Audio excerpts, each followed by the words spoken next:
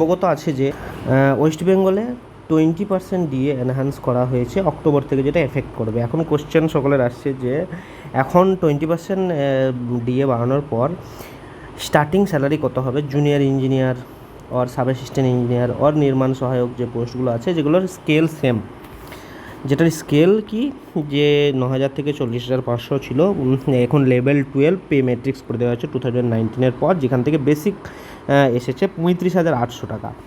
এখন dearness allowance এখন 18% আছে, 20% ইনক্রিজের পর এখন 38% হবে তাহলে ডিয়ারনেস অ্যালাউয়েন্স ডিএ। এটার উপরে 38% করলে যেটা আসবে 13,604, আর বেসিকের উপরেই যেটা হোম রেন্ট অ্যালাউন্স একই আছে, যেটা 12%ই, সেটাকে যদি করি 4,296 টাকা হয়।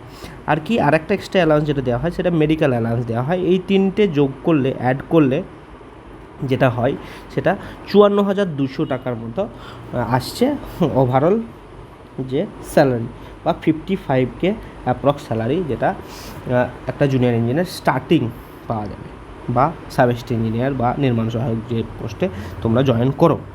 তো ডিটেল ব্রেকআপ আনতে বলেছিলে, এটা আনা হয়েছে। ভিডিও ভালো লাগলে লাইক করো, শেয়ার করো ফ্রেন্ডদের সঙ্গে, আর নেক্সট ভিডিও পাওয়ার জন্য সাবস্ক্রাইব করে বেল আইকন দাবিয়ে রাখো।